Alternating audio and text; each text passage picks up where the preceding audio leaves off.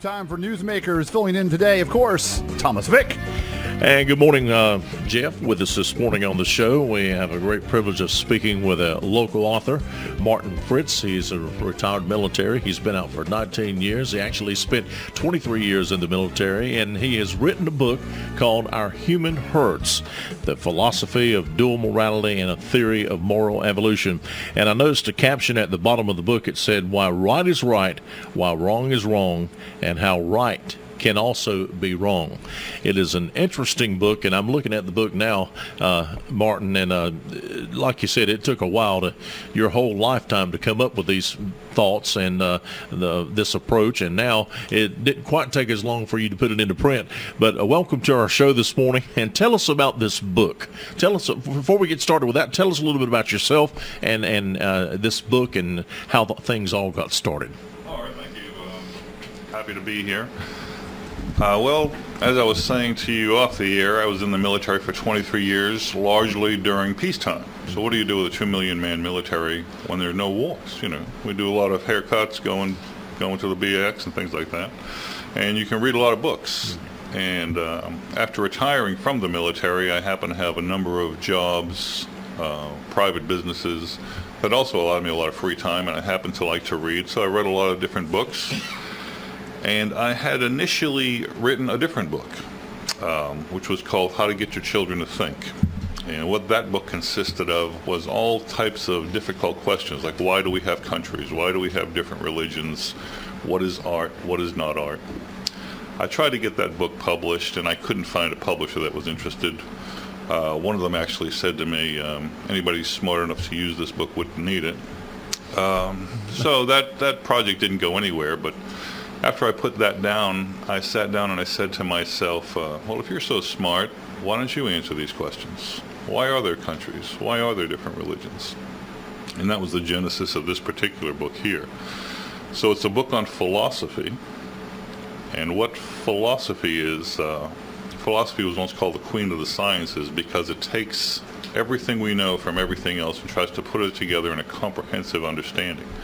So science is part of philosophy, religion is part of philosophy, politics. You can look at it like this. In the three great divisions of understanding, history, science, and philosophy, history is what happened, science is how things happen, and philosophy is why should I care? Why do I care what happens? How does it affect me in my life? And so this book is about all the things human beings do, why they do them, and, you know, how you should approach it. Tell us about the concept or the philosophy of dual morality. What does dual morality mean?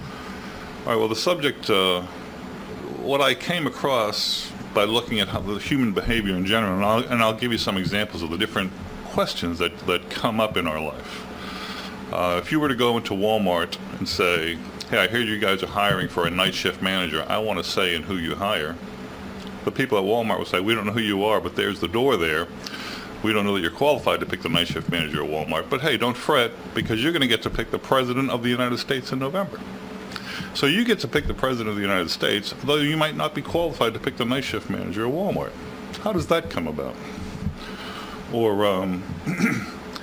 200 years ago, this is another problem. 200 years ago, if a woman was raped and became pregnant, we'd likely hang the rapist and spare the baby. Today, if a woman is raped and becomes pregnant, we spare the life of the rapist and we kill the baby. How does morality switch so dramatically in such a short period of time? You know, the founding fathers and mothers fought for freedom from the British and then turned around and fought each other so they could own slaves. How does that happen?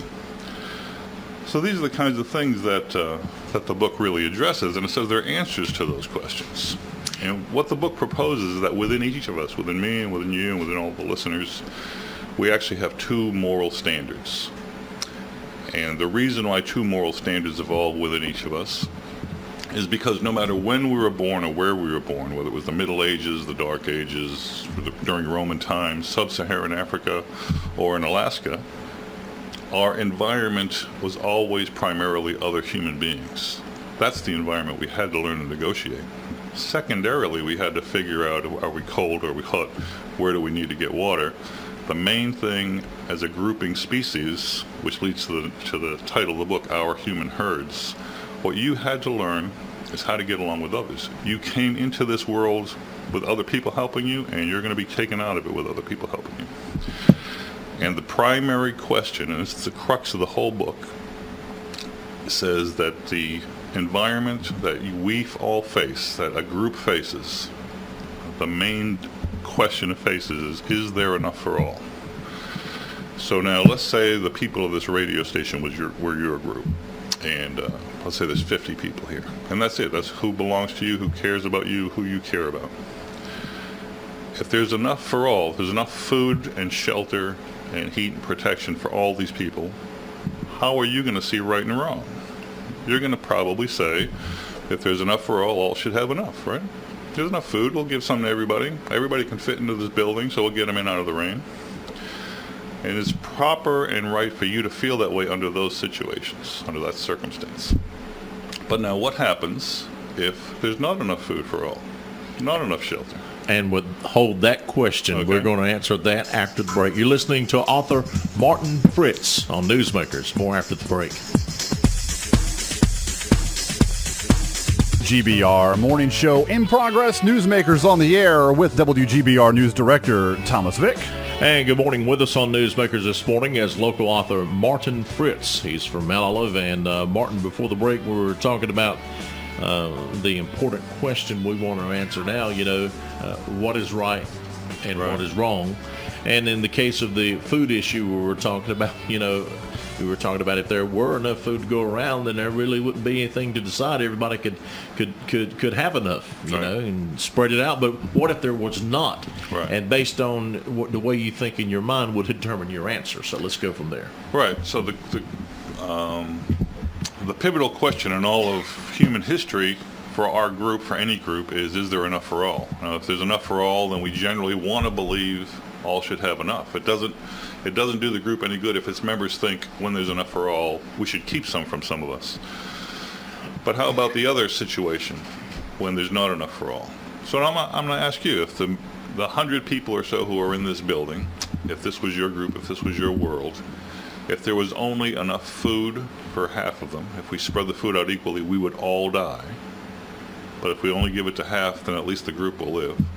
And if this building wasn't big enough to shelter all of us, could only get half of us in out of the rain, who do we decide who gets the food and who gets the shelter? Well, I would say let them survive and let me. Okay, so that's self-sacrifice, but you're only one person. Right. We need to get 50 of us out of this building. Now how do you decide? Now you don't need to answer, I'm putting you on the spot, but those are the kind of situations that we faced. And what happened was two moral systems have developed in each of us. One, which is very horizontal, which says everybody should have everything equally because there's plenty for everybody.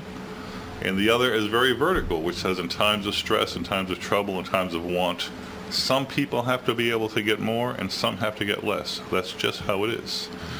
And one of the best ways to look at it is in times of war. In times of war, when we say this nation might be in trouble, things are prioritized, and sometimes we say a certain percentage of our population has to die. And often it's young men historically. They're going to go out and they're going to defend the group, and many of them are going to die for the greater good so the rest of us can survive. So in times of ease and plenty, we have a very horizontal outlook. Everybody has enough. Equality becomes the watchword. In times of trouble, in times of hardship, society becomes very vertical. Some people can have more, some people can have less. And some people even may have to be sacrificed. We use our vertical, which I call in the book Mind to Morality. When 5 people go to get a job interview, only one person is going to get the job. So we have to decide who's best for the job and who's not quite as good. I'm going to ask you another question, and this is a question that was faced by people in real life. You're on the Titanic. It hit the iceberg. The ship's going down. The captain is fretting. We all run to the lifeboats. We discover there's only enough lifeboats for a third of the passengers and crew. If you get on the lifeboat, you're going to live. If you stay on the Titanic, you're going to die. There's nothing you can do about it, okay?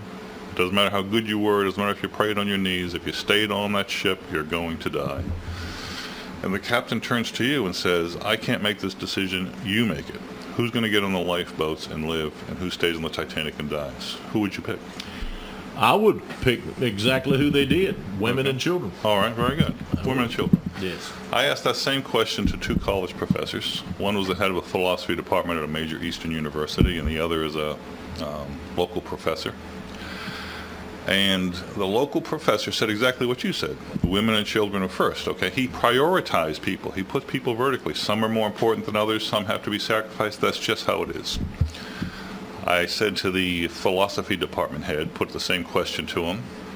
He sort of hemmed and hawed and said, well, there's lots of ways to look at it. There's lots of moral theories about it. And I cut him off. I said, come on, man. The ship is sinking. Who's going to live and who's going to die? You're the head of a philosophy department. You should know. He sat back in his chair. His eyes got a little wide, and he said, I guess we'd draw straws.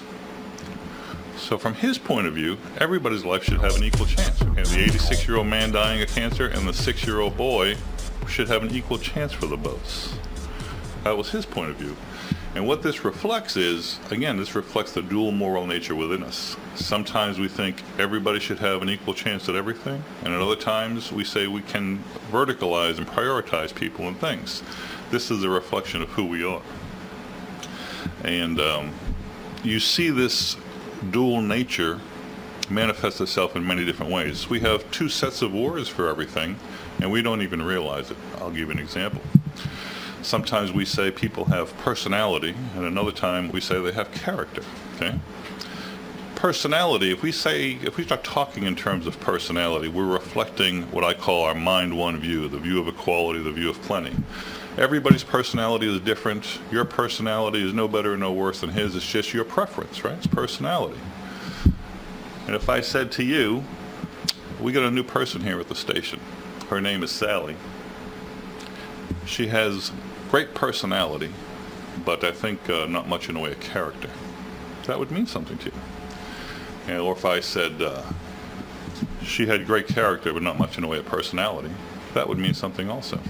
Personality tends to indicate to our listener that we're talking in our mind one view, our horizontal view, our view of plenty and equality.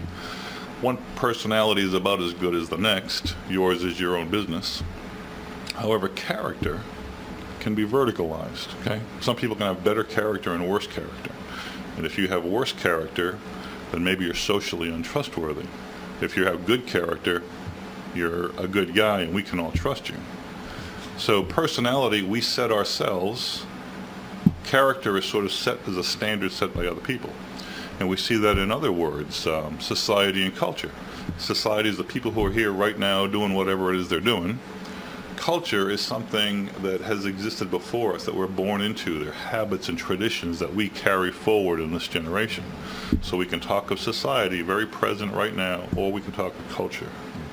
And these, again, represent our mind one or mind two ways to look at this, our dual morality. You see it also reflected in notions of holidays. Okay? We generally try to satisfy both our moral outlooks. I'll give you an example. Christmas. Christmas, you have Santa Claus, and you also have Jesus, right? Santa Claus says everybody's going to get a present. It's fun time. There's plenty for all. It's cornucopia, right? Jesus says, hey, let's take a minute and reflect back on what this holiday is supposed to mean. It's not supposed to mean your celebration. It's supposed to mean something that means something to the culture. So again, the way we celebrate our holidays, 4th of July, we're going to have the picnic and throw the Frisbee around. It's mind one. Or 4th of July, let's remember the founders and sing the Star-Spangled Banner, mind two. So we have these two ways to look at things. All right. We're talking with Martin Fritz. He's a local author from Mount Olive, and he's wrote a book, Our Human Herds, a philosophy of dual morality and a theory of moral evolution. And quite an impressive book. After the break, we're going to talk more about the theory of figuring out right and wrong. It's always been everybody's business. And also, we're going to take a look at why we have Democrats, why we have Republicans, two different parties. Martin Fritz, more after the break. book, Our Human Herds, The Philosophy of Dual Morality and the Theory of Moral Evolution. And before the break, we were talking about the basis of the book and the concept of the book. Now we're going to expand on a couple of more aspects of this reading material. Let's get started here, Martin, by talking about the theory of moral evolution. We've talked about dual morality, the philosophy of that. Now let's expand on the theory of moral evolution in terms of the book.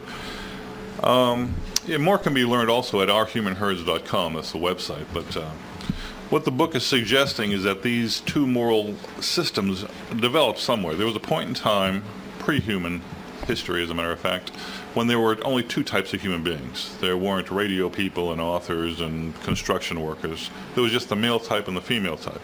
And if you saw one girl, you saw them all. And if you saw one guy, you saw them all. Okay, sort of like how we look at ants. What the male ant is doing and the queen ant is doing is what they're all doing.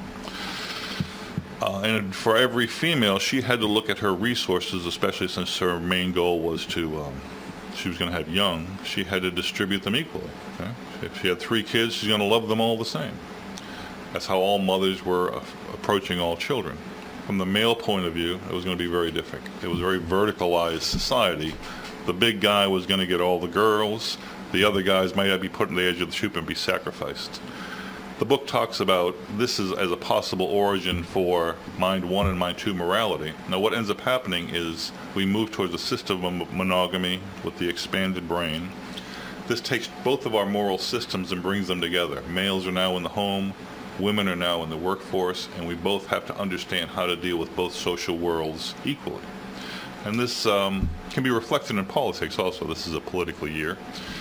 And we see how we look at politics in 2 different ways. For example, if you're a Mind 1 person, which we tend to call liberal, you look at freedom in a different way than a Mind 2 person, which we tend to call conservative, looks at it.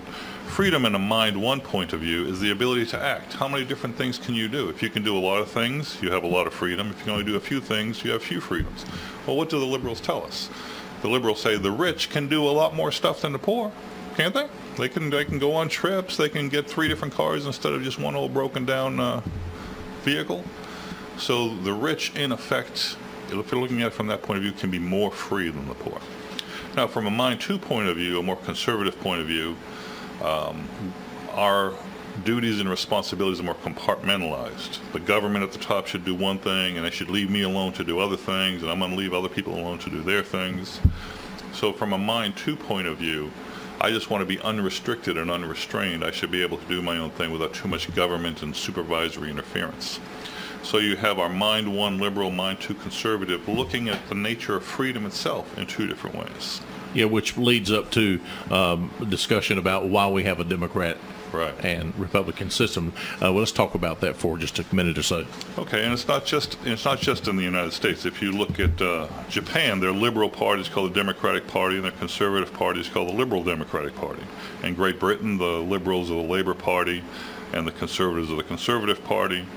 In India, the liberals are the Indian National Congress, and the conservatives are the Janata Party. So it doesn't matter where you go. In any democratic system, our leaders are going to rise up and say, we need to do more of this or more of that. We need to move more to the left because we have plenty of resources, and problems just arise that our resources aren't distributed properly, which is essentially Hillary's point of view. And then if you look to the right, you have the conservatives saying, no, that's not quite true. We may not have enough resources. We need to do more to protect the culture, keep jobs here. And that's more the conservative point of view. And the political battles are not battles between right and wrong. They're battles between right and right. Okay. Well, we could talk about this all day. We're running out of time for this show, unfortunately. Take just a minute to tell us where we can get your book, Our Human Herds, A Philosophy of Dual Morality and a Theory of Moral Evolution. Where can we get this book and learn more? You can go to barnesandnoble.com or amazon.com and just type in Our Human Herds, OurHumanHerds. The book will pop up. It's relatively expensive in hardcover because it's pretty thick, but you can get the ebook for like $9.95. So. And you can also get it at Amazon, I believe? Amazon.com, barnesandnoble.com. All right. Thank you so much for being with us today. Today we've been talking with Martin Fritz, the author of Our Human Hurts, a philosophy of dual morality and the theory of moral evolution here on Newsmakers. Be sure to get the book. Hope you have a great weekend. We'll see you Monday. Very good. Thank you, Thomas. WGBR News Time, 8:58, getting ready for Swap Shop.